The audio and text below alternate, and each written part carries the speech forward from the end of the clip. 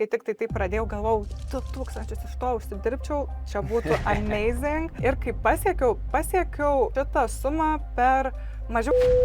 Patinka ypatingai lietuviams lysti į kitų kišenės. 10 000 yra realu. Jau noriu. Įspūdingi pinigai. Aišku, vėlgi, čia viskas prieš mokesčius. Lietuvoje labai pigus mokesčiai. Jo, tu gali nulį turėti sekėjų, tavęs gali iš vis nebūti socialiniuose tinkluose. Kaip tu kalbi, viskas atrodo taip logiška ir taip paprasta. Kai būtent per tas pirmas sekundės iš karto produktas rodomas, kišamas, brukamas, na, žmonės pamatė tokį video, nuskrolins. Man įdomu praktinė šito viso verslo pusė. Gerai, o dieve, pamatys kas nors, galvos, nu negi jinai taip lievai čia filmuoja. Atrodo, kad viskas kažkaip yra fake, žinai. Sveiki, šiandien kalbėsime tema, kuris socialiniuose tinkluose vis dažniau girdima, bet daugeliu vis dar kelia klausimų. Tai yra UGC arba vartotojų kūriamą turinį. Vieniems tai atrodo kaip paprasti video telefonu, kitiems kaip nauja profesija, papildomų pajamų šaltinis ar net verslo reklamos dalis. Tačiau kur baigėsi tiesiog nufilmuotas video ir prasideda profesionali UGC kūryba? Šiandien mano pašnekovė Giedrė Vainauskienė, UGC kūrėja, socialinių tinklų ir video turinio specialistė. Giedrė yra viena iš tų žmonių Lietuvoje, kurie aktyviai formuoja UGC kryptį, padeda ją geriau suprasti tiek kūrėjams, tiek verslams ir kalba apie šią veiklą ne tik kaip apie kūrybą, bet kaip ir apie aiškiai apibrėžtą paslaugą. Su Giedre kalbėsime apie tai, kas yra UGC, kaip ši rinka vystosi Lietuvoje, kaip išvengti klaidų, kurias daro užsakovai ir UGC kūrėjai, bei kaip pradėti ir kiek realu uždirbti šioje karjeroje. Pradedam. Giedre, jeigu reikėtų paaiškinti paprastam žmogui, kuris pirmą kartą girdi terminą UGC, kaip paprastai būtų galima jam paaiškinti? Kas tai yra tas UGC ar UGC? Paprastai tai būtų kliento sukurtas turinys. Dažniausiai aiškinu taip, lyg paimtum, nusipirktum kokį nors rūbą iš Zaros, įkeltumai, padarytumai video ar nuotrauką, bet tai gali būti nebūtinai video ar nuotraukas, tai gali būti net ir tie patys atsiliepimai klientų palikti ir yra tas vartotojo arba paprasčiau tariant kliento sukurtas turinys. Aš prisimenu gal 20 metais ar 19 metais nuėjau papietauti su vienu žmogumi ir jisai man sako, žiūrėk, čia atkeliauja į Lietuvą UGC, aš galvoju, kas tas UGC ir po to supratau, kad čia yra user generated content ir man buvo toksai iš karto vidinis prieštaravimas, atrodo, kad viskas kažkaip yra kaip fake, žinai, žmogus kaip ir nufilmuoja reklamą, lyg jisai naudoja tą produktą. Tai ar šitoje vietoje nėra tokio prieštaravimo su verslu, nes man tuo metu buvo toksai prieštaravimas, atrodo, kad čia atrodo kaip fake kažkoks atsiliepimas būtų. Na, taip, aš kaip visada sakau žiūrėti į tuos UGC kūrėjus arba pats, jeigu nori tapti UGC kūrėjum, tai savo tokią rolę žiūrėti kaip į kokią aktoriaus rolę, kad tu lyg esi aktorius, bet kuris ne tik tai vaidina, bet kuris ir nufilmuoja, ir scenarijų pasirašo, ir suredaguoja, ir, žodžiu, vieno žmogaus tokia komanda, kuri viską padaro, dėl ko prekiniai ženklai ir pamilo tokį turinį, nes jisai natūraliau atrodo nei reklama, bet tuo pačiu ir žymiai pigiau kainuoja klientui, negu kad samdytis visą komandą, kuri viską nuo iki padarytų. O kuo tai skiriasi nuo, paaiškint paprastai irgi žmonėms, nes man pamenu buvo sunku atskirti ir dažnai verslai irgi, tai gal man čia kokį influencerių paimti arba pačiam kurti tą reklamą, kažkokį video turinį. Kuo skiriasi tas? Taip, tai tikrai labai dažnas klausimas, iki pat šiol jo susilaukiu, nors atrodo, kiek jau galima viską toti. Tai paprastai taip tariant, influenceris jisai turėtų pagal idėją keltis pas save turinį ir jisai tuo sukurtu turiniu dalinasi su savo auditorija. Tuo tarpu UGC kūrėjai, jie sukuria turinį, kurio jie pas save nesikelia į socialinius tinklus, nors taip kitiem pradeda vėl čia kilti 100 klausimų, nes taigi vartotojų sukurtas turinys, taigi tas turinys, kuriuo klientai pas save pasidalina, tai gal čia kaipgi influenceriai, bet kuo influenceris skiriasi nuo to paprasto žmogaus, kuris tiesiog paėmė, pasidalino kažko ir patagino, tai kad influenceriui sumokama yra už tai, nuperkama ta reklama, nuperkamas tas turinys. Tai šitoj vietoje žinau, kad kyla daug klausimų, bet kaip dabar yra, tai kad jo, UGC kūrėjas, jisai to turinio pas save nesikelia, klientai keliasi į savo socialinius tinklus arba naudoja meta reklamą, TikTok ads'ose, gali net ir į savo svetainę kelti, na, įvairiausi panaudojimo būdai, o jau influenceris, jisai to turinio neatiduoda, o keliasi pas save. Na, nebent būtų kitaip sutarta, nes tikrai būna ir išimčių, kai ir iš to pačio influencerio paprašoma, kad sukurtas turinys būtų ir pasikeliamas, bet priedo ir tas prekinis ženklas galėtų naudoti pas save, ir tas pats su UGC kūrėjais. Gali užsakyti ne tik tai, kad naudotų jų turinį pas save klientas, bet kad ir tas pats UGC kūrėjas pas save įsikeltų, nes kartais būna tokių kūrėjų, kurie vis tiek nemažai tų ir sekėjų turi, ten kelis tūkstančius, tai aišku, pilnai suprantu tą prekinį ženklą, kodėlgi neišnaudojus. Taip. Tai iš principo toks pagrindinis skirtumas, ką aš supratau, kad influenceris vieną kartą nufilmavo, pasidalino, tarkim, istoriją, praėjo ir kiek gavom to ryčio pamatymo, tiek gavom. UGC kreatorius sukūrė turinį ir verslas gavo tą turinį ir gali, tarkim, leisti tą pačią meta reklamą, įsikelti pas save kažkokius testimonialsus, tas atsiliepimus kažkokius ir taip toliau. Arba gali dar susiderinti su tuo pačiu kūrėjų, kad jisai įsikeltų ir į savo socialinius tinklus, jeigu turi ten kažkokį sekėjų kiekį. Ir aš net esu girdėjęs, kad net būna įsikelia į savo socialinius tinklus ir per patį UGC tą kūrėją leidžia reklamą, įvairių metodų būna. Čia turbūt apie whitelisting kalbame, tai vėl yra kitas toks šiek tiek dalykas, tai gaunasi, kad įkelta prekinio ženklo reklama yra rodoma per jo to kūrėjo paskyrą. Tai pakalbėkim šiek tiek apie šaknis. Kada apskritai UGC pradėjo populiarėti Lietuvoje, kaip atkeliavo ir ar didelė dabar bendruomenė yra, ar šita marketingo šaka plėtojasi? Taip, tai iš tikrųjų, manau, dabar jau tikrai daugelis prekinių ženklų žino apie UGC, puikiai išnaudoja nuo pat smulkių verslų iki didžiausių, ir man atrodo jau patapo taip pat normalu, kaip ir užsakinėti pas influencerius reklamą, tai ir UGC patapo viena iš marketingo tokių strategijos dalių, kurią tikrai daugelis prekinių ženklų išnaudoja. O šiaip nuo kada prasidėjo, kada į Lietuvą atėjo, tai iš tikrųjų aš buvau ta pirmoji, kuri pradėjo komunikuoti apie tą UGC. Prisimenu pati, tai 2022 metų pradžiai susikūriau savo paskyrą per Bilo app. Bilo app beje yra lietuvių sukurtas appsas. Pirmą kartą girdžiu. Jo, kuris, bet dėja manęs tada nepatvirtino, nes jie dirba tik tai su Amerikos kūrėjais, bet iki pat šiol jie pagrinde dirba su Amerikos kūrėjais ir, na, dar su Jungtinės karalystės ir keletą Europos šalių, bet jo, pagrindas Amerika.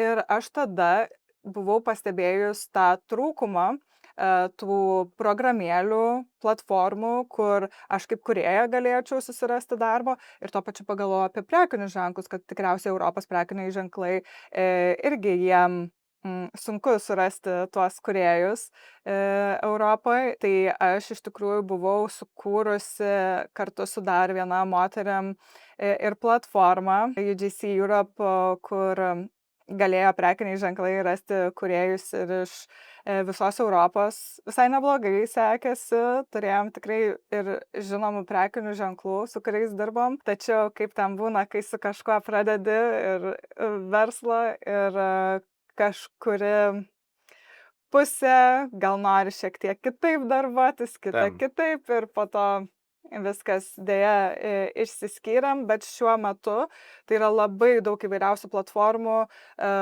Toj pačioj Lietuvoje yra Popular LT, Citrify, Countless susikūrė, tai dabar tikrai yra nemažai tų platformų, per kurias gali tiek prekiniai ženklai surasti tuos kūrėjus, tiek kūrėjai prekinius ženklus.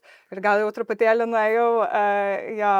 Tai čia toksai, kaip suprantu, jau Lietuvoje formuojasi verslai, kurie tarpininkauja iš principo tarp verslo ir UGC kreatorių ir teikia tokias kaip paslaugas, tai vadinasi, pas juos užsako, jau jie atlieka visą darbą. Taip, ir agentūrų daug yra. Tai dabar tikrai Lietuvoje populiarus, kai aš pradėjau komunikuoti, tai tik tai 23 metų pradžioj, nes aš pati žiūrėjau, kas Lietuvoje kalba apie UGC. Aš pati visko išmokau iš amerikiečių UGC kūrėjų, kaip ir viskas ateina iš Amerikos, Jo. taip ir tas pats UGC atėjo iš Amerikos, taip galėčiau teikti. Nors kaip UGC, kaip terminas, kai pagalvojam apie tą vartotojų sukurtą turinį, tai iš tikrųjų buvo žymiai daug seniau būti naudojamas, bet sakyčiau, Lietuvoje taip 23 metais gal labiau pradėjo būti naudojamas ir 24 jau tai tapo tikrai ganėtinai žinoma, kai tuo tarpu, nes aš šiaip gyvenu Rygoje, tuo tarpu Latvijoje, ką pastebėjau, kad tik dabar, Latvijoje dabar 26, toks jausmas kaip Lietuvoje 24 su tuo UGC. Biškiai atsilieka Latvijai porą metų. Na jo. Ar Lietuvoje verslai jau supranta, kas yra tas UGC kreatorius ir šita paslauga, ar jie vis dar galvoja, kad čia paprastą video kažkokį pafilmuos? Kokia yra situacija su verslu? Didžioji dauguma, manau, supranta, bet tikrai dar yra dalelė tokių, kurie, na tikrai vien iš Facebook grupėse yra daug, kur galima irgi tų UGC kūrėjų surasti ir dažnai matau, kaip irgi prekiniai ženklai ieško. Ieškome UGC kūrėjų su bent 5000 followerių. Tai jūs ne UGC kūrėjo ieškote, jūs ieškote influencerio.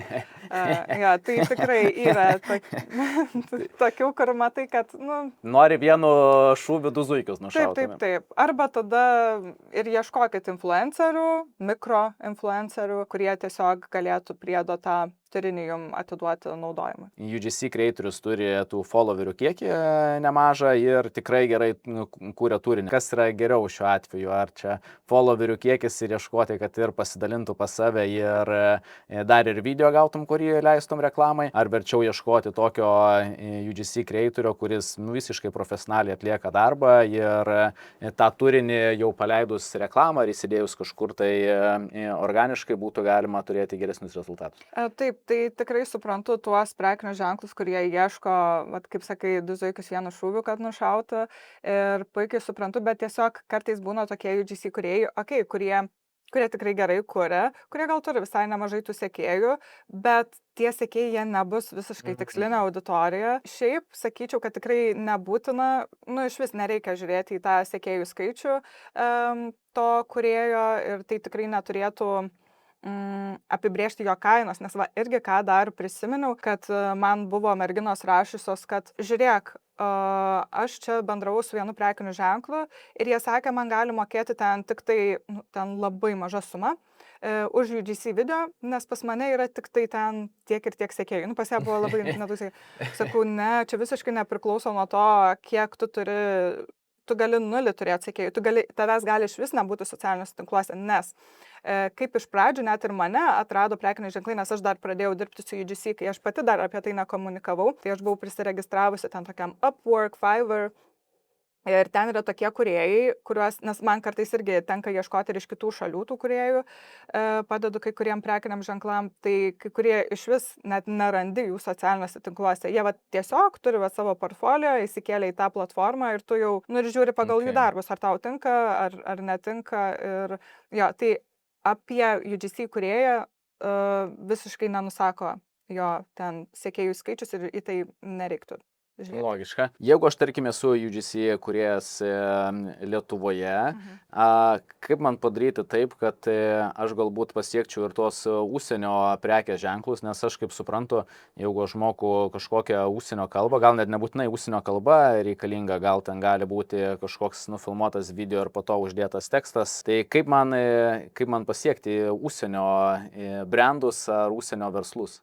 Taip, tai būtent per tas mano minėtas platformas, kad nors tu ir komunikuoji, esi kūrėjas ir komunikuoji gal lietuvių kalba, tu gali vis tiek susikurti tą savo portfolio ir anglų kalbą ir prisiregistruoti į tas pagrindinės platformas kaip Fiverr, Upwork, bet yra dar tikrai begalė kitų, kuriuose prekiniai ženklai ieško kūrėjų iš įvairių šalių. Aišku, galima ir pačiam rašyti. Tiesiog rašyti per socialinius tinklus tiem prekiniam ženklam, emailus jiem rašyti ir aišku rašyti angliškai ir tuo pačiu siūsti tą anglišką portfolio. O į ką labiausiai atkreipia verslas dėmesį prieš samdant UGC creatorių? Vat jeigu aš norėčiau startuoti, mokyti šitos profesijos, tapti profesionaliu atstovu, ką man reikėtų labiausiai atkreipti dėmesį, nes dažniausiai žmonės galvoja, kad, blemba, aš neturiu sekėjų, ne? Nu, tai toks atrodo, nu, jeigu aš turėsiu daugiau sekėjų, tai mane verslai labiau rinksis. Tai ką reikėtų iš tiesų atkreipti dėmesį, jeigu aš noriu tapti profesionalių UGC creatorių ir tikrai gerai uždirbti iš toj profesijoje? Taip, tai į būtent tai, kaip kuri video turinį ir tobulinti, gilinti savo žinias apskritai apie socialinius tinklus, apie tai, kas veikia socialiniuose tinkluose, kas veikia reklamose, pasidomėti, kokį turinį dabar reklamose naudoja prekiniai ženklai, pasižiūrėti į tas reklamas, kurios geriausiai veikia iš to UGC turinio ir aišku, pasekti kitus UGC kūrėjus, savo srities profesionalus ir pasižiūrėti, kokie jų darbai įdėti į portfolio. Ir taip, ir gilinti žinias, bei aišku, tai pritaikyti praktikoje, pačiam bandant kurti tą video turinį. Vadinasi, labai svarbu ir tas hukas, nes pirmos kelios sekundės, ar tu užkabinsi žiūrovą, kaip perteiksi, tai visas scenarius. O kaip verslas dažnai duoda scenarijų kreatyvų komandą, ar klausia pačio kūrėjo, mes turim tokią prekę ar tokią paslaugą, sukurkit mums kažkam ir tada jau UGC creatorius sėdi ir galvoja, blemba, nežinau, kaip čia kurti. Kaip dažniausiai būna praktikoje? Bent jau pas mane, bet nežinau, ar dėl to, kad mane gal jau žino kaip tokią, jau pažengusią tam visam UGC kūrime, tai pas mane, kai ateina, tai prašo, kad aš viską sukurčiau ir tiesiog sukuriu scenarijų su ten tekstu ir nusiunčiu prekiniui ženklui pasitvirtinti. Bet tikrai būna ir tokių, kurie atsiunčia briefą su gairėmis. Būna tam tikros gairės, kur norėtumėm tiesiog, kad būtų tokia pagrindinė žinutė video ir kad būtų paminima šitie punktai per video. Kiti yra buvę, kur atsiunčia vos ne sekundę į sekundę, ką tu kada turi rodyti, ką kada turi sakyti. Kiek skiriasi paslaugos kaina tokiu atveju, jeigu pačiam reikia daryti, sukurti visą briefą ir visą scenarijų ir gauni iš užsakovo jau reikia nufilmuoti. Ir kaip dažnu atveju, ar pats UGC creatorius montuoja, ar jis atiduoda raw medžiagą. Man įdomu, praktinė šito viso verslo pusė. Gerai, tikrai kaina būna skiriasi ir priklauso nors įvairiai. Pavyzdžiui, pas mane, kadangi dažniausiai ir ateina, kad aš turiu viską sukurti, o aš ir pati būna, kai ateina su savo tekstu, labai dažnai ateina su ChatGPT generuotu tekstu. Jo, matosi jau tikrai. Du žodžiai, taškas, kabutės. Tie ilgesni brūkšniai ir tie tokie, jau ta struktūra. Tai aš ar taip ar kitaip mėgstu vis tiek pakeisti ir kad tai labiau žmogiškiau, natūraliau skambėtų. Tai ar taip ar kitaip perdarau, tai pas mane bent jau įeina jau tas į tą kainą.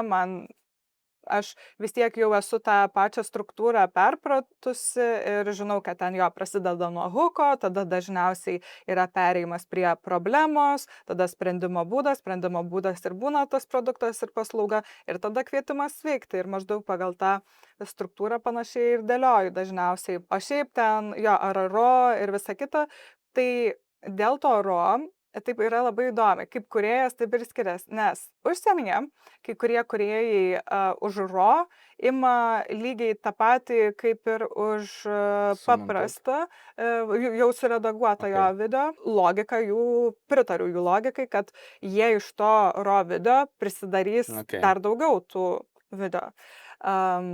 Jo, bet kai kurie kaip tik ima mažiau, nes jiem nereikia nei redaguoti ir tikrai daug laiko susitaupo.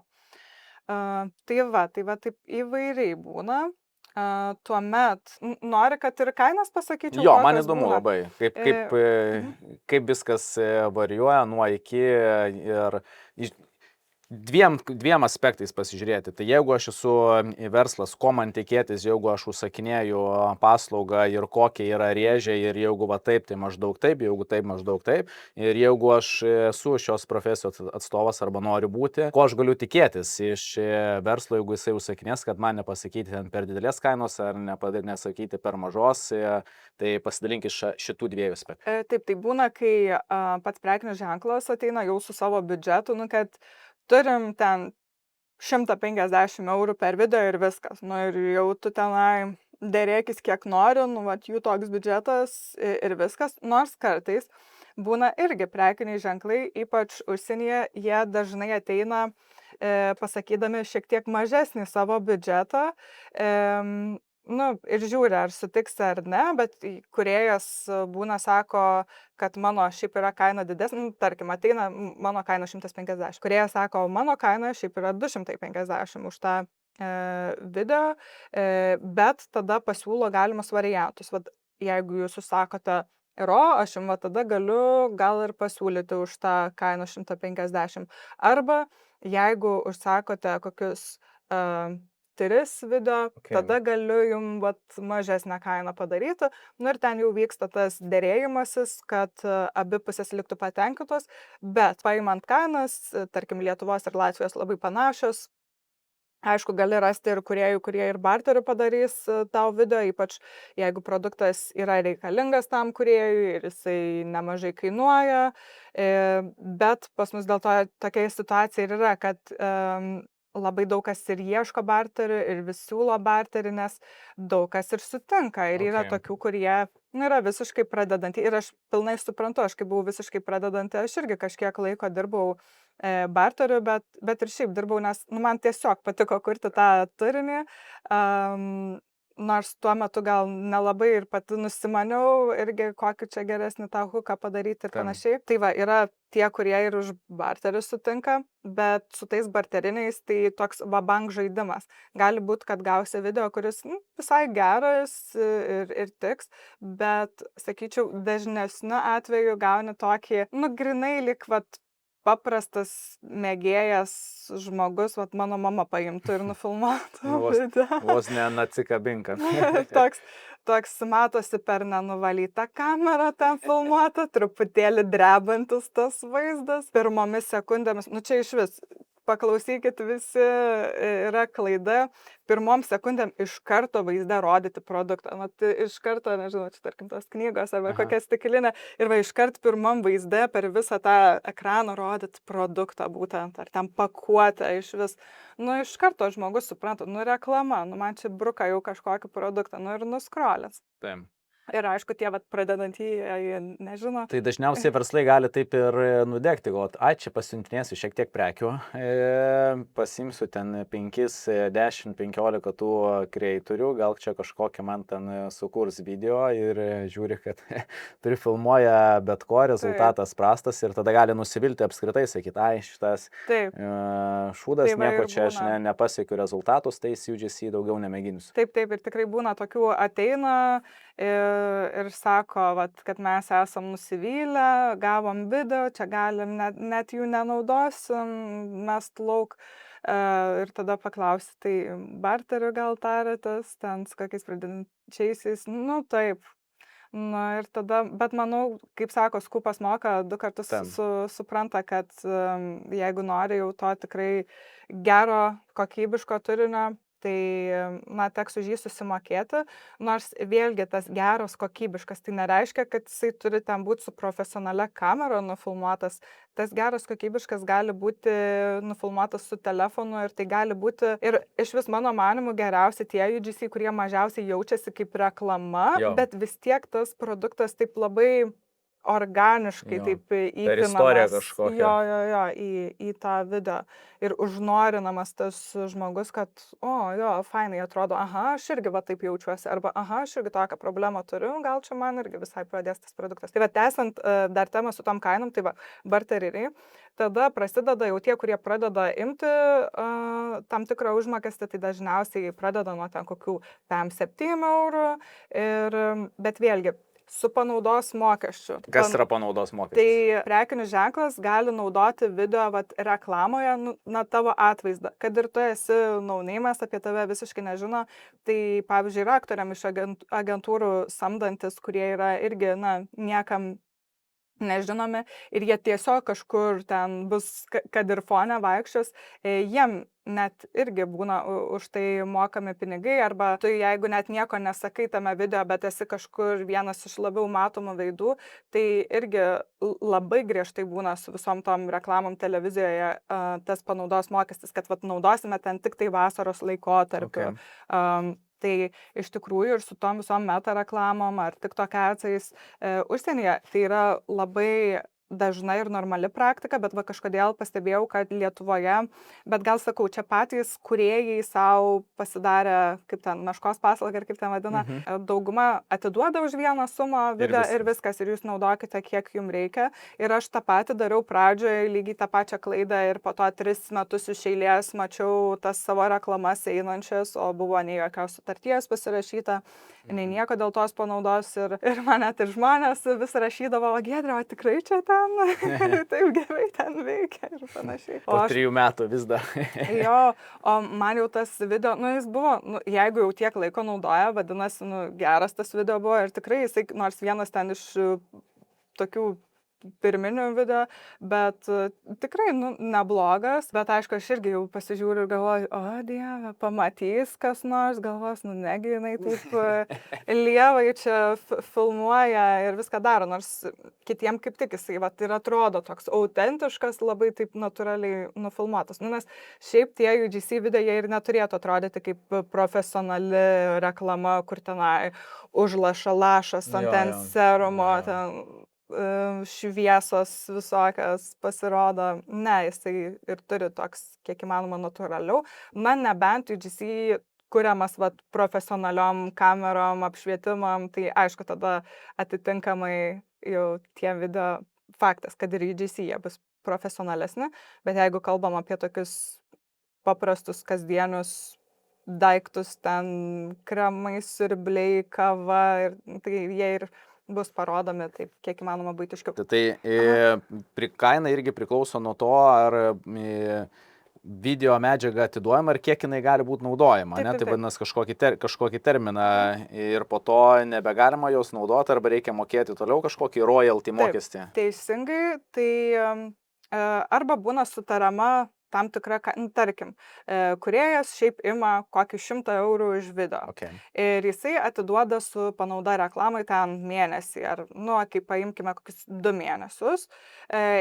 Už kiekvieną ekstra mėnesį jisai normali suma yra nuo 30% nuo video sumos, čia ir užsienyje. Tai vadinasi, jeigu norėtų metam, tai prisidėtų, tarkim, tie dar 10 mėnesių, tai kiek, 300 eurų turėtų būti mokama ekstra. Vadinasi, jeigu norėtų metam, turėtų sumokėti vietoj 100 eurų 400 eurų, bet aišku, ten vyksta dėrybos, o tai gal galim gerai, mes imam iškart metam, gal galim ten vietoj 400, ten 300 sutarti. Ir ten, jau būna dėrybų klausimas, bet sakau, kai kurie atiduoda ir... Jo, nes aš kaip suprantu, verslas vis tiek pažiūri, plemba, man čia mokėti dar 300 per metus, tai gal aš galiu dar paimti 3 kūrėjus ir susitarti su jais, kad galėsiu naudoti tą medžiagą, kiek norėsiu, nes meta reklama irgi yra toks dalykas, jinai gali labai greitai atsibosti ir iššoks į kitą algoritmą ir tas video nebeeis, o tu 3 metus laiko jo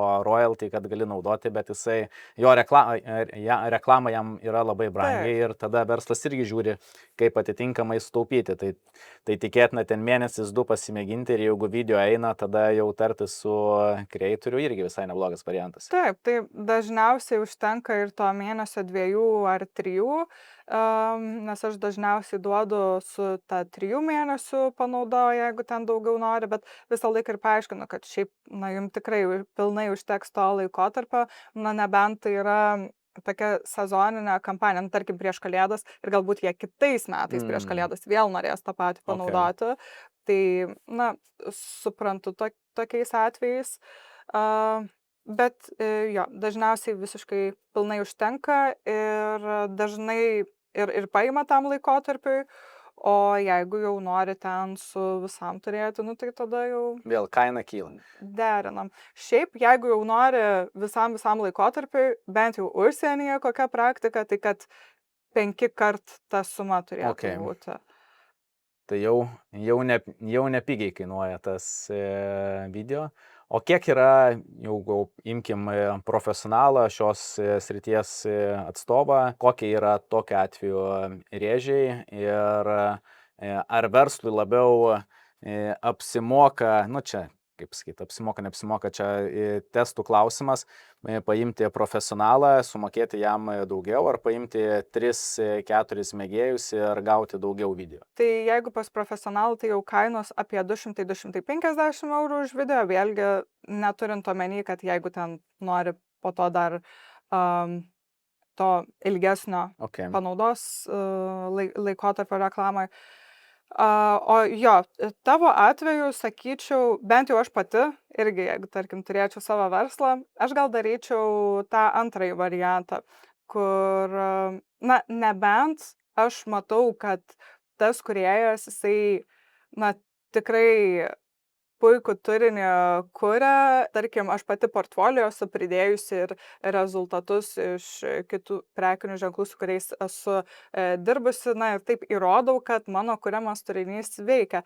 Tai tu gal ir daugiau sumoki, bet tu ir sumoki už tą didesnę galimybę, kad to kūrėjo turinys gerai suveiks reklamoje. Okay. Tai va, bet šiaip ir tas antrasis variantas labai geras ir tikrai svarstyčiau, kad jau geriau tada pasimti daugiau gal tų vidutinių kūrėjų, bet aišku, žiūrint jų portfolio, renkantis pagal jų darbus, ar jų stilistika, estetika atitinka ir va to prekinio ženklo. Ir ką mes jau kalbėjom prieš tai, ką verslui geriau nedaryti tokios klaidos ir nepermokėti,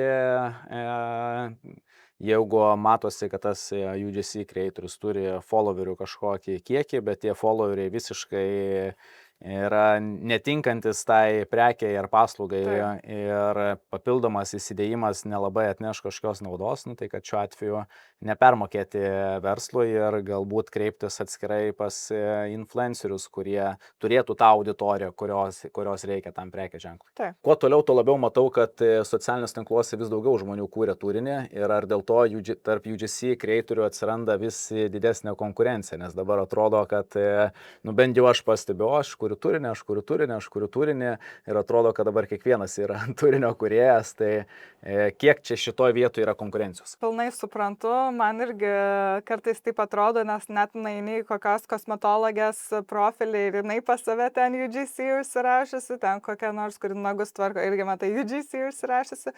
Tai toks jausmas, kad daugeliui, gal tai ir kaip papildoma veikla, viskas su to tvarko ir labai normalu. Bet jo, daug kas sako, kad dabar yra daug labai tų UGC kūrėjų, ar man iš vis verta pradėti? Mano klausimas yra, bet ar yra daug gerų UGC kūrėjų? Nes tu tikrai tokių gerų UGC kūrėjų, na aišku, kuo toliau vis tiek jų daugiau, nes žmonės pamato ir supranta, kur jiem reikia daugiau žinių, pasitobulina ir pradeda geriau kurti tą turinį. Tai faktas, ta konkurencija dabar yra didesnė negu tais 24 metais, bet prie to pačio žymiai daugiau prekinių ženklų dabar naudoja tą UGC, negu kad naudoja kokiais tais 24 metais. Aš asmeniškai, kada dirbau su UGC, tai stengiausi ieškoti tų, kurie yra profesionalai, daro tą arba jau arti full time, kad tai yra pagrindinė jų profesija ir tai nėra taip, kad čia kažkur paimsiu telefoną greitai nufilmuosiu video, nes tas rezultatas tada ir yra pribėgom. Visą laiką tai, ką darai profesionaliai, rezultatas būna visai kitoks, negu darai mėgėjiškai. Kokia bendrai, kaip tu manai, yra ateitis UGC kreatorių? Ar čia labiau kaip mada, ar tai tampa labai stipri profesija, kurios reikėtų siekti ir verslai vis daugiau ir labiau ieško šios profesijos atstovų? Manau, tai nėra tik mada, kuri atėjo ir praėjo, nes toj pačioj Amerikoje, kai prasidėjo, vat, kaip ir sakai, prieš 6 metus, tai vat, kažkur prieš tiek laiko ta banga ir prasidėjo Amerikoje UGC viso turinio kūrėjų. Bet kaip matome ir toliau puikiai veikia, puikiai išnaudoja, tiesiog tas pats turinys, jisai šiek tiek keičiasi, keičiasi tie patys kažkokie hukai ir jo, tiesiog su laiku prisitaiko ir evoliucionuoja. Tai tikrai reikės ir toliau ir tiesiog jeigu iki pat šiol tai būdavo, kad na, nežinau, čia reikia, nereikia UGC, tai nuo šiol tai yra, na, maždaug vos nėra klausimo. Tai turi būti viena iš tų marketingo strategijos dalių. O kaip yra su dirbtiniu intelektu? Ar jisai tampa konkurentas, kiek jisai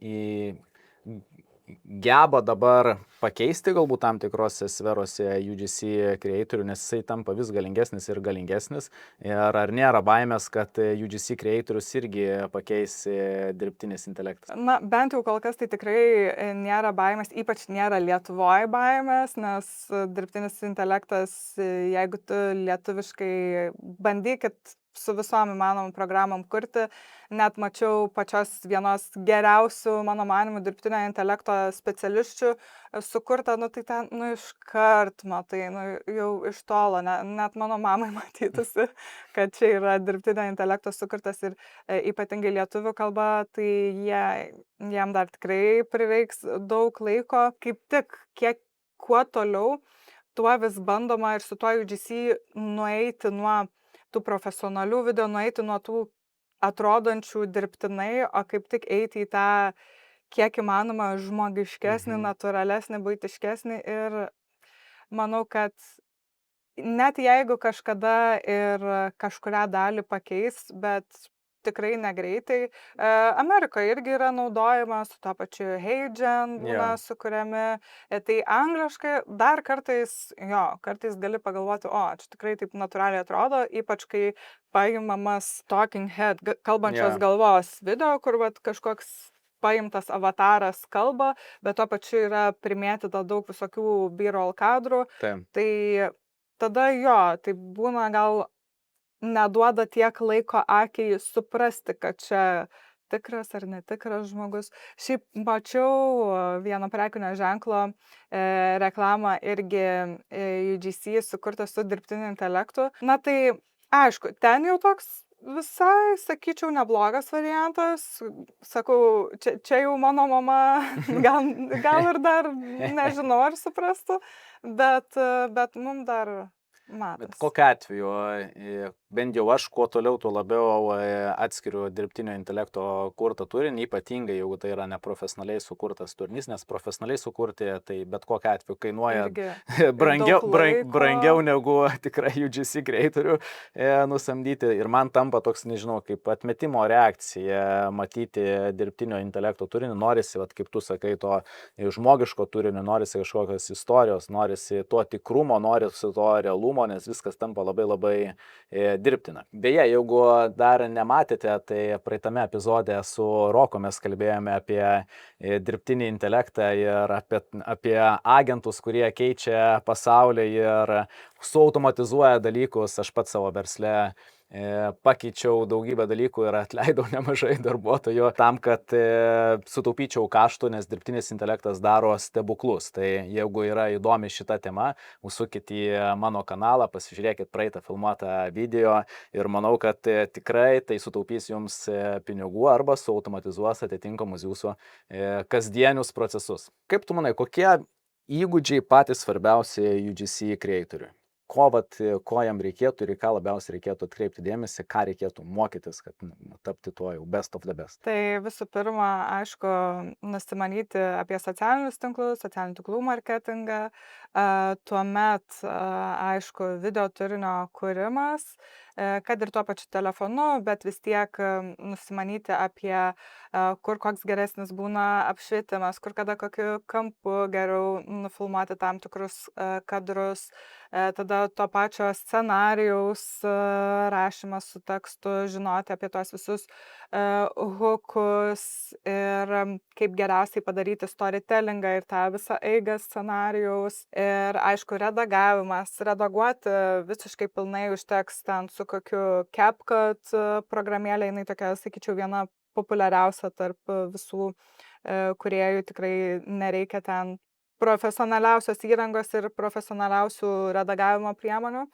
Tai taip, tai nusimanyti apie socialinius tinklus, video filmavimą, video redagavimą. Ir čia manau, kad šitoj vietoj dirbtinis intelektas galės pagreitinti tam Taip. tikrus procesus, bet tikrai nepakeis to, kad sugalvoti scenarijų, nufilmuoti ir taip toliau vis tiek reikės žmogaus. Ir jeigu aš noriu startuoti, noriu mokytis, kur tu pati mokysi ir kur patartum žmonėms pasimokyti šitos profesijos ar to pačiu, kaip tą storytellingą daryti, kaip filmuoti, kokius hukus daryti, kur pati sėmėsi informacijos ir kur patartum tos informacijos semtis kiti. Tai pati pradėjau, kadangi labai seniai ir dar net nelabai buvo kažkokių tokių kursų apie UGC, tai pradėjau tiesiog analizuodama kitų turinį, žiūrėdama, kokius video yra įsikėlusios į savo portfolio, klausydavausi patarimų tų pačių amerikiečių UGC kūrėjų.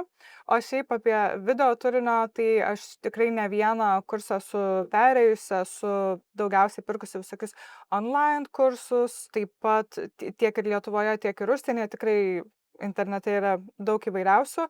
Dėl socialinių tinklų labai siūlyčiau nekenčiumarketingo.lt pas Miglę Užkurėlę. Pas ją tikrai gausit žinias, ne reklama, gausit Linkėjimai, Miglė, seniai matėmės. Jo, tai tikrai pasisemsit visų reikalingų pagrindų apie tai, kas veikia socialiniuose tinkluose ir kokie yra įvairiausi turinio tipai.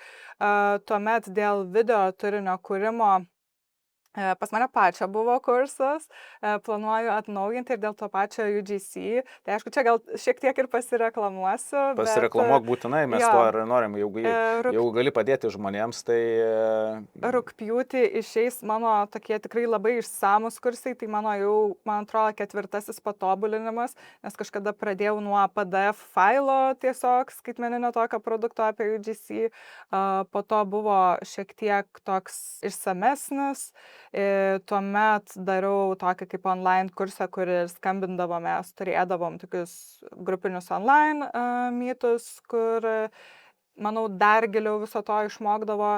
Ir dabar tai bus vienoje platformoje, kur viskas viename, nereiks kad turėti atskiros ten Facebook grupės ir kažkokio susirašinėjimo, nereiks per kažkokią kitą platformą žiūrėti, žodžiu, viskas vienoje platformoje bus labai patogiai, tai pati labai nekantrauju ir žinau, kad ten jau absoliučiai viskas sužinos, ko reikia apie tai, jeigu norisi tapti UGC turinio kūrėju. O dėl dar video turinio kūrimo, jeigu iš Lietuvos, tai labai pasiūlysiu pas Erviną Dikinijų.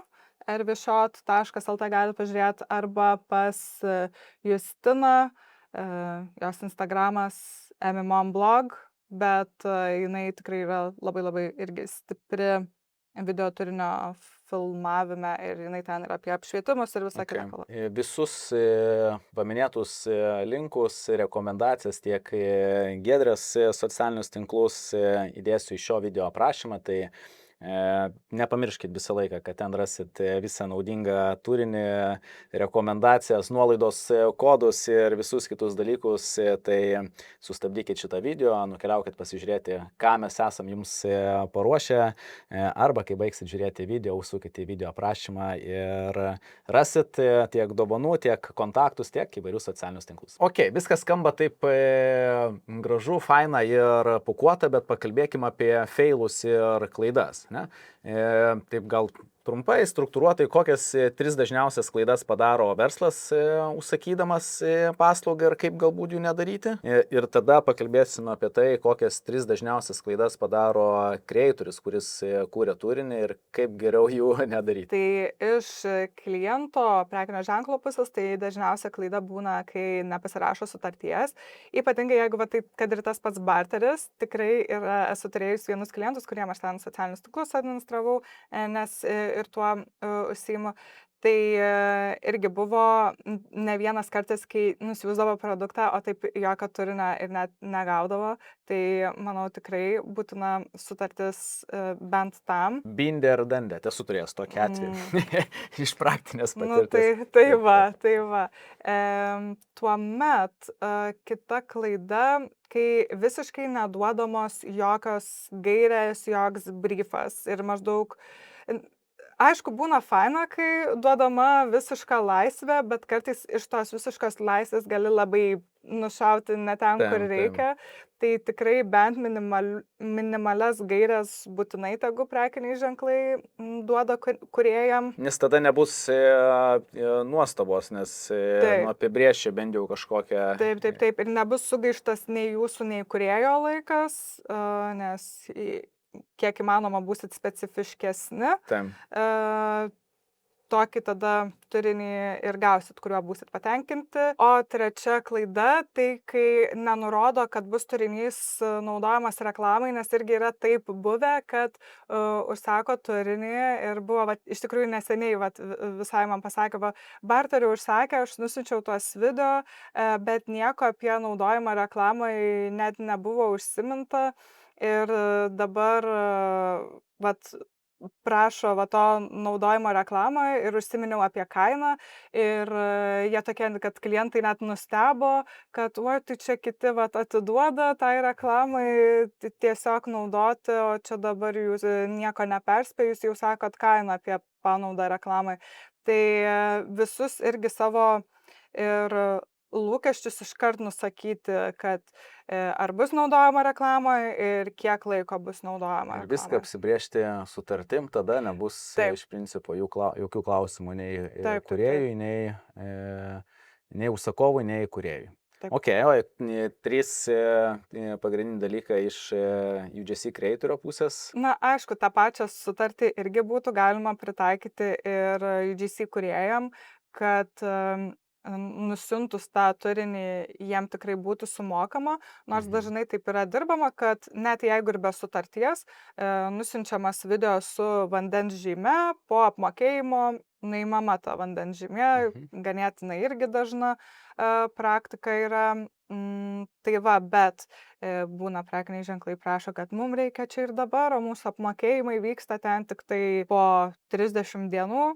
Tai tokiu atveju, aišku, būtinai sutartis. Arba gali sakyti, man nepatiko turinys, nemokėti. Jeigu nėra sutarties, tai toks darbą atlikai. Taip. Ir ypatingai, kai kalbėjai tuo atveju, kai sako, kažką sukurkit, neapibrėžia, nusiunčia kreatorius, man nepatiko, nemokėsi. Toks. Tai pirmas sutartis, kitas, kad irgi, kiek įmanoma, kai neišsiklausinėja kliento irgi klaida, pasako, mums reikia UGC ten turinio, ten gal nusako, kad ten iki minutės, šitam produktui, viskas apie produktą čia parašyta ir viskas. O neišsiklausinėja plačiau ir irgi tas atvejis, kai padaro video, bet netinka kažkas, nes nebūna išsiaiškinta viskas iki galo ir nepasitvirtinamas scenarijus su tekstu. Aišku, būna kartais duodamas tas visas scenarijus su tekstu, bet irgi mano pačios išmokta pamoka, buvau daręs kažkada irgi tokią klaidą, kad sukuriu, nusiunčiu ir tada jau žiūrėk, pas mus čia šito sakyti negalima tam tikro žodžio. Ir aišku, čia ir kūrėjo klaida, kad gal nenusintė pasitvirtinimui, būtų tada pasakęs tas prekinis ženklas, tu būtumai tada pataisęs ar iš vis išėmęs tą sakinį, bet aišku, šitoj vietoje irgi, grįžtant prie prekinio ženklo, kad labai gerai yra iškomunikuoti, kas irgi negali būti sakoma, nes tarkim su tais pačiais papildais, juk negalima sakyti, kad Finansų ten sferoje, sveikas, mano gydo. tai labai irgi daug dalykų negali Taip, taip, sakyti. taip. Ok, apie feilus ir klaidas pakalbėjom, o kokie yra didžiausi mitai? Kiekviena sfera turi daug mitų, tai kokie yra mitai apie UGC creatorius? Nu tai aišku, tas, kad UGC kūrėjas tai čia kaip influenceris, tai tikrai ne, ir kad ten UGC kūrėjas turi turėti sekėjų, tai irgi tikrai ne, kaip jau ir minėjau, gali turėti, kad ir 0 sekėjų, gali iš vis tų socialinių tinklų neturėti, bet aišku, tada bus jam sunkiau tų klientų susirasti, nes socialiniai tinklai pačiam kaip kūrėjui irgi leidžia tų daugiau sklaidos turi ir irgi susirasti klientų. Ir dar mitas, kad tai va, čia tapk UGC kūrėjų, pakursi čia video ir tau pinigai kris iš oro ir čia labai greitai tuos pinigus susidirbsi.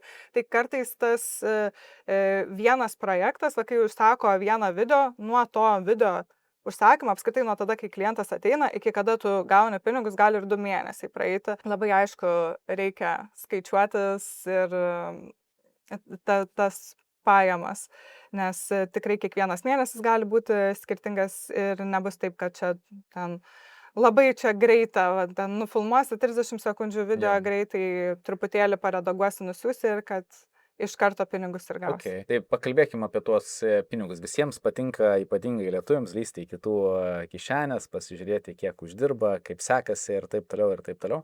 Tai kokia realybė yra UGC creatorių, kurie nedaro to galbūt full time, neturi galbūt daug užsakymų, dar tik tai startuoja. Kiek jiems laiko maždaug užtrunka sukurti turinį, ne? Ir kiek maždaug uždirbti būtų galima dirbant mėnesį. Ir kiek jau, jeigu rėžiuose kalbant, daro, jeigu profesionalas, jau daro pilną darbo dieną, žinau, kad skirtingai užsakymai, bet kokią maždaug rėžį, jeigu aš jau metus 2-3 dirbsiu, eisiu į tą full time, kiek aš galiu tikėtis uždirbti tokią atveju. Tai aišku, čia priklauso nuo kiekvieno žmogaus, kiek jisai darbo įdės, tokį aišku, jisai rezultatą ir gaus, nes nors mano atvejs dabar toks, kad pas mane pačią tie klientai ateina ir man smagu, kad man jų nereikia ieškoti. Medžioti jau nebereikia, ne? Taip, bet kitiem tai kaip tik suprantu, tai būna sunkiau ir reikia patiem rašyti ir ieškoti tų klientų. Bet gerai, imkime tuos, kurie tai tuo užsiima papildomai ir tikrai yra tokių labai daug. Yra labai daug mamų, kurios šiuo metu gal motinystės atostogose ir jos priedo papildomas pajamas pasidaro iš UGC kūrimo. Kiti yra, kurie dirba full time arba tenai kokiu pusę etatų ir priedo dar užsiima tuo. Tai visiškai realistiška yra pasidaryti papildomai po kokį 1000 eurų. Aišku, jeigu tu jau kaip pažengęs, tai net ir po kokį 100 tūkstančių gali papildomai pasidaryti, bet aišku, čia prieš mokesčius dar. Po to mokesčius turi susimokėti. Tai yra, kurios parašo ir tik pradeda ir sako, va jau šį mėnesį 500 eurų papildomai iš to pasidariau.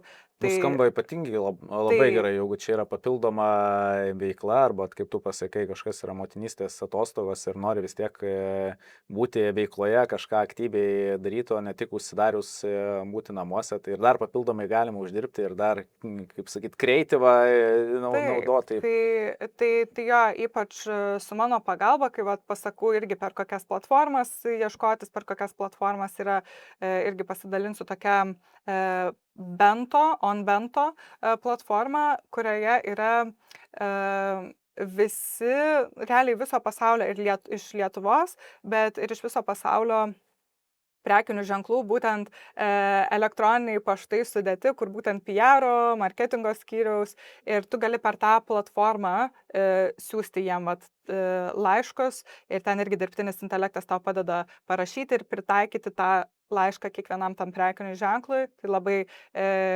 greitai galima nusiųsti juos. Tai irgi viena rašė neseniai, kad ačiū, kad pasidalinai, atėjo Lietuvos klientas, iš kurio irgi 500 eurų už vieną tą projektą užsidirbsiu.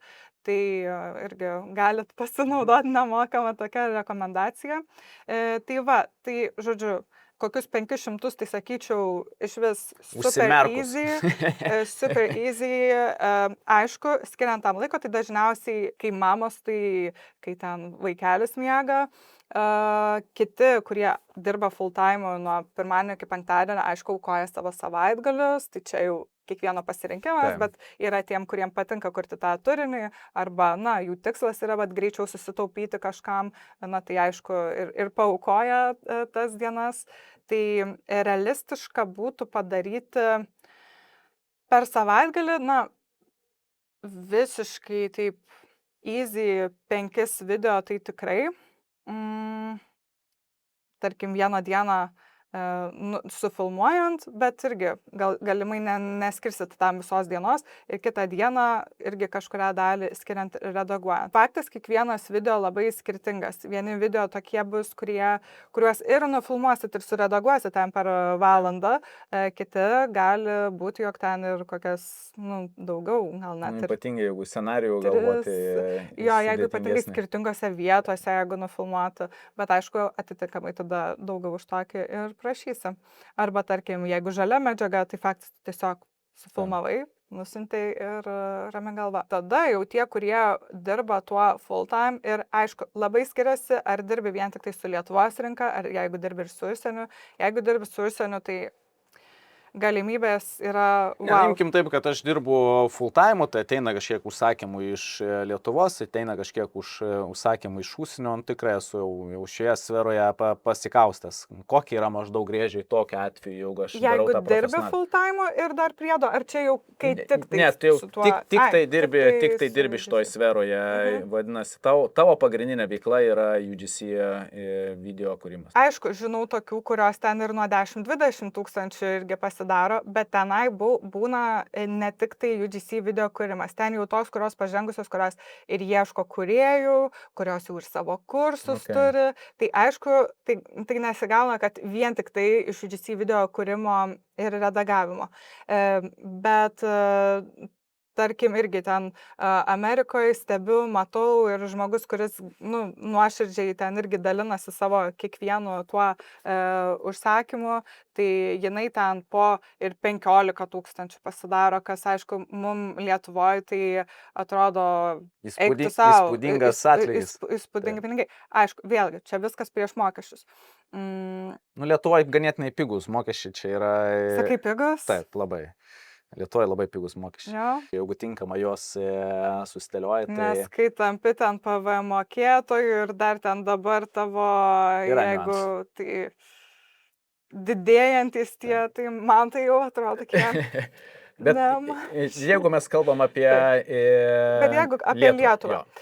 Apie Lietuvą 10 tūkstančių yra realu, nes mano pačios yra užsibrėžtas, kad pasidaryčiau kiekvieną mėnesį 10 tūkstančių, bet tikrai nebūna kiekvienas mėnuo ir vėlgi čia prieš mokesčius, tai realu, bet aš dar irgi, ne tik tai UGC kuriu, aš irgi ir UGC kūrėjų ieškau, ir būna irgi ir konsultacijas vedu ir taip toliau, tai būtų nesąžininga teikti, kad čia vien tik tai iš UGC. Šiaip galiu pasakyti, nes daugelio būna toks, mano irgi kažkada buvo noras, kai tik tai pradėjau, galvau, 2000 iš to užsidirbčiau, čia būtų amazing, gyvenčiau taip, kaip nori gyventi, aišku, per šitą visą laikotarpį ir kainos irgi sukilo. Taip.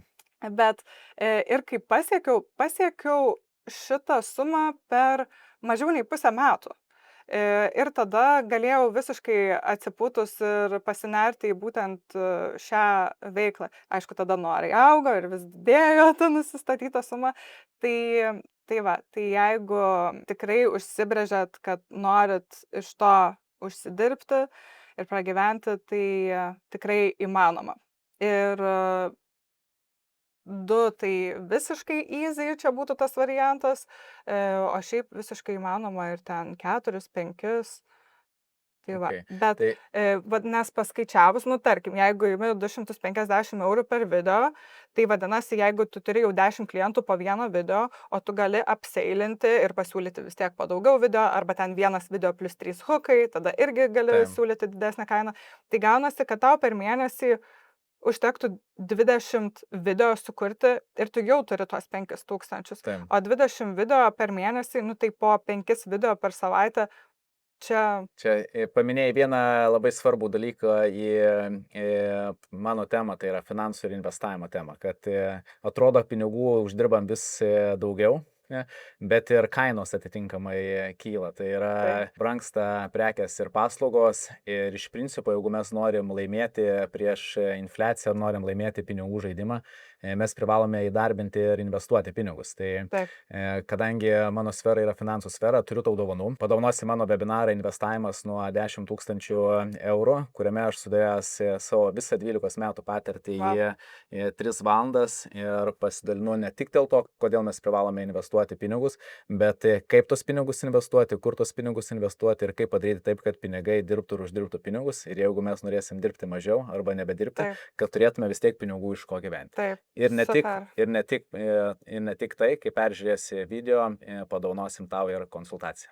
O, super, džiaugiuosi. Aš beje irgi investuoju, aišku, tikslas ir noras buvo padaugiau investuoti, bet šiais metais nusipirkom būstą, tai visi to pinigai nuėjo, tai praskipinau nemažai mėnesių, bet irgi pati investuoju ir mano noras buvo, pamenu, kad 45 metų išeiti į pensiją, sukaupus bent jau tam tikrą portfelį. Aišku, dabar dėl šitos pertraukos galvoju, nu, 5 neišeis, bet bent jau 50.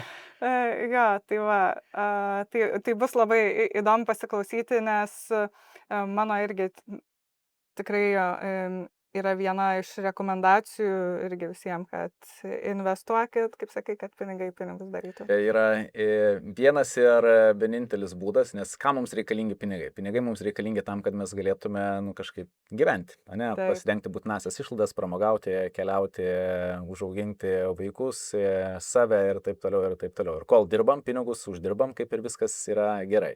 Bet dažnai žmonės nepagalvoja, kad amžinai jie nedirbs, arba nebenorės dirbti, arba nebegalės dirbti. Ir turtingi žmonės nuo neturtingų nesiskiria stebuklų.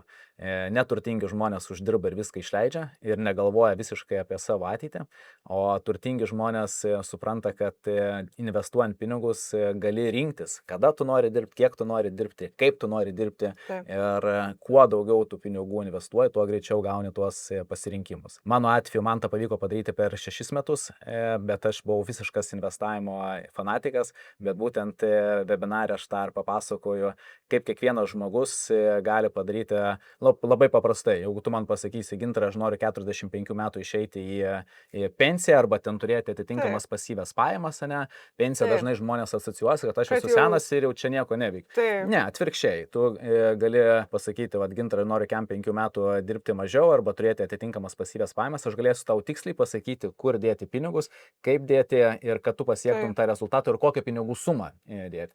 Jeigu tu pasakysi, Gintarai, aš turiu, nežinau, ten 200 eurų, 500 eurų, 100 eurų ir ten 5000 sutaupytų pinigų, aš galėsiu tau pasakyti, kiek einant šituo tempu, po kiek metų, kiek pinigų tu turėsi, kokias pasyvias pajamas tu turėsi ir kokį kapitalą turėsi. Viskas yra labai labai paprastai apskaičiuojama. Nieko su investavimu visiškai nėra. Čia galėtume atskirą podcastą apie tai padaryti, nes jo, mano mąstymas apie pensiją tai nėra, kad viskas išėjau, nieko nebedarau. Jo, mano įsivaizdavimas tai yra, kad aš to amžiaus galėčiau tiesiog, jeigu aš tą mėnesį nusprendžiau, noriu kažkur savo mėgstamą veiklą užsiimti, kad gal ir to pačiu UGC, o gal ir ne UGC, ir iš to kažkiek užsidirbti, tai aš kažkiek ir padirbsiu. Jeigu nenoriu, tai nenoriu ir kad jo, niekas nesugrius. Gerai, grįžkim prie UGC ir šiek tiek praktinės dalies. Turiu čia tokį kaip ir paruošęs žaidimą. Pateiksiu tau skirtingas situacijas, o tau reikės pasakyti, kokią atveju tu siūlytum. Tai yra, kokį UGC formatą rinktis ir nuo ko pradėti ir kokių klaidų vengti. Okay? Gerai. Pavarom? Važiuojam. Gerai. Mažas grožio salonas nori pritraukti daugiau klientų. Kokį UGC video formatą jam siūlytum? Siūlyčiau, kad kūrėjas nufilmuotų būtinai įkomponuojant prieš ir po, nes dažniausiai grožio paslaugas, tai tarkim prieš makiažą, po makiažo, prieš ten kokį veido procedūrą, po veido procedūros. Okay. Irgi tuo pačiu, kad tas kūrėjas pasakotų lyg iš savo patirties, kad, tarkim, visą laiką, kai ten darydavausi makiažą, niekad nepadarydavo taip, kad būčiau patenkinta, bet va, nuėjau į šitą saloną, wow, pasižiūrėkite, jau noriu pirkti. kokia aš diva išėjau, gavau ten šimtus komplimentų ir taip toliau. Ir jeigu dar įkomponuojant, kai buvo prieš ir po, kuris sustiprintų dar tą efektą, tai manau, va šitas būtų labai geras UGC variantas. Ok, man patinka. Fotografas ar kitas savarankiškai dirbantis specialistas nori parodyti savo paslaugą, bet nenori atrodyti per daug reklamiškas. Koks turinys veiktų geriausiai? Storytelling. Tai tiek galėtų ir pats tas fotografas ar savo srities specialistas pasakoti, pavyzdžiui, netgi apie iššūkį, su kuriuo susidūrė ir kaip jį išsprendė, taip parodant savo žinias, savo patirtį ir kaip jisai būtent sprendžia pats savo problemas. Gal atėjo moteris, kuri niekad neturėjo gyvenime fotosesijos ir jinai buvo ten gal susikauščiusi, nemokėjo pozuoti ir kaip jisai va šitą problemą išsprendė ir štai kokiam rezultate gavosi kokios nuotraukas. Ir tu pamatai, wow, aš šiaip irgi gal esu žiauriai nedrąsi, bijau, bet va jeigu va sugebėjo taip, šitas fotografas pasirūpinti, kad tos moters, kurie irgi niekad gal nesifotkino ir tokios gautųsi gražios nuotraukos, gal ir man taip. Kaip tu kalbi, viskas atrodo taip logiška ir taip paprasta. Gerai, prekių ženklas turi naują produktą, bet žmonės jo dar nepažįsta. Koks UGC formatas padėtų sukurti pasitikėjimą? Šitu atveju iš tikrųjų stengčiausi rinktis ne vieną kūrėją, o kiek įmanoma daugiau, kad parodyti, jog ir leisti reklamas, kad kiek daug įvairių skirtingų žmonių būtent naudojasi tuo produktu ir tai gali būti atsiliepimo stiliaus video, kur, aišku, kiekvienas tas kūrėjas ir eis, pavyzdžiui, per problemą, kad susidūriau su tokia problema ir sprendimo būdas, o sprendimo būdas būtent tas produktas ir kaip tas produktas tam žmogui, kūrėjai padėjo. Ir kai žmogus pamatys kad, ir šičia pamačiau, šitas žmogus. Tai vadinasi, jau čia labiau per kiekį, per matomumą, per visibility ir tos reklamos, kurios jau geriausiai paeitų, jau jas verslui reikėtų boostinti arba ieškoti literacijų ir samdyti dar papildomų UGC kreatorių. Taip, kad sukurti tą tokį jausmą, lyg čia visi jau naudoja, pasitikėjimą padidina, aišku, kad čia ir šitas naudoja ir gerai atsiliepia. Ok, verslas sako, mes norime, kad video parduotų. Kokie elementai turi būti gerame UGC video, kad jis ne tik gražiai atrodytų, bet ir skatintų veiksmą pirkti? Tai aišku, jeigu norime to veiksmo pirkti, tai atitinkamai būtinai video gale turėtų būti ir kvietimas, kad įsigyti produktą. Aišku, tai gali būti subtilus, nebūtinai toks, kad... Spausk čia. Nebūtinai toks, nors, aišku, žmonėm reikia, kad mes pasakytumėm, ko mes iš jų norim, kad jie padarytų. Tai būtinai pridėti tą kvietimą veikti, o iš tikrųjų tie pardaviminiai, tai ir yra ta klasikinė UGC struktūra, hookas, problema, sprendimo būdas ir kvietimas veikti, ir kvietimas veikti būtent aiškus, jog parduoti. Ir galima dažnai daro, ir aš tikiu, kad, jeigu jau tiek metų iš eilės taip daro, tai veikia, tai gale būna pasakomas tas, kad tik šiandien, bet aišku, negalima... Kažkoks laiko rėžis, ne? Kažkoks laiko rėžis, arba tik šiandien, arba kad vietų skaičių ribotas. Dabar mačiau, kad kaip tik šitą produktą gali, nuperkant 2, gauni dar ten vieną dovaną, arba gauni dabar 50%. Tai vadinamasis urgency, ne? Taip. Sukėlimas. Ok. Kas dažniausiai veikia geriausiai? Ar kalbėjimas į kamerą, tai vadinasi čia selfie kažkoks pafilmavimas, ne? Ar produkto dekonstravimas, prieš ir po formatas, ar asmeninė istorija? Bet iš tavo praktinės patirties, ką tau pastebėjai, kad patinka labiausiai daryti ir atneša daugiausiai rezultatų ir kas iš tiesų veikia? Tai aišku, labai priklauso nuo verslo, nuo to prekinio ženklo, nuo pačio produkto ar paslauga. Tai čia jau reiktų žiūrėti konkrečiai į situaciją, bet pasakysiu, kas tikrai neveikia. Tai kad kai būtent per tas pirmas sekundės iš karto produktas rodomas, kišamas, brukamas arba iš karto labai jau taip reklamiškai neteisingai ar per daug profesionaliai parodoma, na, žmonės pamatę tokį video nuskrolins, nes iškart pamatys, kad tai yra reklama. Tai turbūt nesvarbu, kaip tu jį nufilmuosi, ką aš įsinešu iš pokalbio, kas man tikrai įstrigo, kad turėtų būti kaip mažiau tiesiogiai reklamuojamas, o kažkaip įpintas į kažkokią emociją, kažkokią istoriją, ar tu čia su selfin padarysi, ar dar kažkaip. Tai ir aišku, pirmose vaizduose gerai, kad matytųsi žmogus arba gyvūnas gali būti, nes kažkaip mes visi, kai žiūrim video ir jeigu pirmuose vaizduose pamatom, kad kažkoks žmogus yra, veidas gal matosi, arba gyvūnas, mes esame linkę mažiau procentaliai nuskrolinti, negu kad kai pamatome iškart produktą. Jeigu verslas nori išbandyti UGC pirmą kartą, į ką jam reikėtų atkreipti dėmesį ir kur ieškoti tų paslaugų, kur ieškoti tų kūrėjų? Tai aišku, būtinai peržvelgti portfolio, nes irgi dabar prisimenant apie klaidas, kurias kalbėjome, tai kai neperžiūrimas portfolio yra irgi viena iš tų klaidų, nes tiesiog gal iš kažkieno išgirdo, jinai gerai ten daro UGC, parašė jai, net nežiūrėjo jos portfolio, gauna video ir būna ten visai kitaip įsivaizdavę, nes yra buvę kolegiai, kuri, na, šiaip turi, jinai yra ir influencerė, jinai kuria humoristinį turinį ir pas ją atėjo ir užsakė UGC, o jos jau UGC, kuriam, tai visai kitokie, tie, grinai klasikiniai UGC stiliaus. Ir jie tiesiog pasakė, mums reikia UGC, šitam tenai produktui, ir jinai ir padarė UGC stiliaus, bet aišku, čia irgi ir iš jos klaida gal buvo, kad neišsiaiškinau viską iki galo, ir gavo ją video ir sako, bet tai čia visiškai nejuokingas video, o jie įsivaizdavo turbūt, kad jinai, kadangi pas ją pačią kaip influencerė tas humoristinis turinys, tai kad ir tas UGC bus gal irgi kažkoks humoristinis. Tai va, bet galbūt nukrypau nuo temos. Jo, kur juos surasti, nes aš esu, turiu prekę ar paslaugą, ne, ir ką man dabar įteit per Instagram, rašytų UGC ir ieškoti pagal profilius, ar eiti kažkokius Facebook'o page'us, ar naudotis kažkam platformom. Lietuvoje kažkaip pastebėjau, daugiausiai ieško per Facebook grupės, yra tikrai daug Facebook grupių, viena iš jų yra mano, Lietuvos UGC kūrėjai vadinasi, tai prisijunkit, kas norit, kas ieškot kūrėjų, arba patys kūrėjai esat. Ir tai va, Facebook grupėse tada yra tikrai labai daug visokių platformų ir programėlių, per kurias galite rasti. Tai jeigu Lietuvoje Popular.lt, Countless, Citrify, yra, man atrodo, gal net dar kokių porą kitų, ugcturinys.lt yra. Tuomet, kas dar? Na, tai platformos apsi čia panašiai.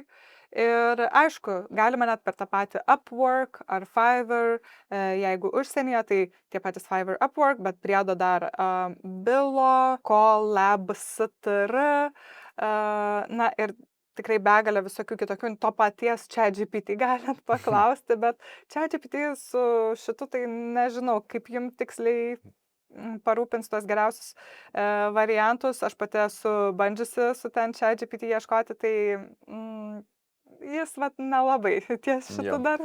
Reziumuojant tada, aš manau, kad daug žiūrovų, kurie žiūrėjo, įsikvėpė, gavo įkvėpimą ir galvoja, blemba, visai gal ir įdomi sfera, visai norėčiau pradėti papildomų uždirbti tuos 500 eurų, 1000, 1500 eurų. Tai tikrai nemaži pinigai, jeigu mes kalbam apie papildomą veiklą. Tai kokie būtų tavo 3 patarimai, pagrindiniai dalykai, nuo ko reikėtų tam naujam kūrėjui pradėti, kad jisai kaip įmanoma greičiau galėtų uždirbti pinigus ir nenusiviltų tą veiklą? Tokie 3 pirmi pagrindiniai, tai aišku, pagilinti savo žinias apie socialinius tinklus, video turinį, jo kūrimą, redagavimą. Kitas žingsnis būtų pasibandyti pačiam sukurti tuos video, nes kiti būna užsidegę, čia irgi perklausys, čia jeigu galiu ten 1000 ar porą per mėnesį, kad ir papildomai užsidirbti, tai čia maždaug lengvi pinigai. Na, realybėje tikrai taip nėra ir ypač, kai žmonės pasibando tą patį visą kūrimą, pamato, kiek darbo eina, kad nėra iš tikrųjų taip paprasta viską čia sufilmuoti, tada dar suredaguoti, kad gautųsi galutinis tas geras tikrai variantas. Tai būtinai antrasis žingsnis būtų, kad pasimėginti, filmuoti, pasižiūrėkit apskritai, ar jums tai patinka daryti. Ir tuomet trečias tai būtų portfolio susikūrimas ir tada jau pačiam mėginimas ieškoti tų klientų, prisiregistravimas į vietas. Proaktyvi veikla, kitaip sakant, reikia padirbėti. Iš klientai iš pat pradžio tikrai neateis, jeigu Taip. neparodysi savęs, savo darbų. Daug įdirbio tais pirmais mėnesiais ir tikrai nesitikėkite, kad jau po mėnesio pas jūs bus didelis tas uždarbis ir visiškai normalu, jeigu ten pats pirmas mėnuo, jisai būna tik tai to įdirbio padarimui, bet dar būna be jokios grąžos ir viskas gal prasideda nuo 2 ar nuo 3 mėnesio, tai tikrai būna taip. Aišku, būna, kam ir nuo 1 mėnesio būna dalinasi, kad ten, jau kelius šimtelius ten papildomai. Mėly mano, nepamirškit, kad nesvarbu, kokį dalyką mes darom ir pradedam, kai maži vaikai buvom, pradėjom vaikščioti, nepasidavėm nuo po pirmo nukritimo, kėlėmės ir išmokom vaikščioti. Tai nesvarbu, kokį dalyką darysit ir tikrai reikės mėnesio kelių ir pasigilinti į tuos pačius socialinius tinklus ir pasižiūrėti, kaip kiti UGC creatoriai daro, išmokti tų hukų, pasimokyti šiek tiek montuoti, bet viskas yra išmokstama, viskas yra padaroma. Tikrai puikiai svera uždirbti papildomai ir daryti tą profesionaliai. Man tapo ženkliai aiškiau, kas yra tas UGC kūrimas ir kuo tai skiriasi nuo paprasto kažkokio video filmavimo ir nuo influencinimo. Tai jeigu patiko šitas video, nepamirškit paspausti like mygtuko. Mūsų komandai tai yra labai svarbu. Matyti, kad jums turinys patinka. Pasidalinkit šio turinį su kitais žmonėm, kurie galbūt ieško papildomų pinigų ir šita sfera jiems yra įdomi. Ir žinoma, skatinu likti su mūsų kanalu. Tai jeigu dar neprenumeruojate šio kanalo, paspauskit subscribe mygtuką ir nepamirškit, kad visą informaciją ir reikalingas nuorodas rasit šio video aprašyme. O aš turiu, Giedrė, tau ačiū ir ačiū visiems žiūrovams, pasimatysim kitame podcast. Iki.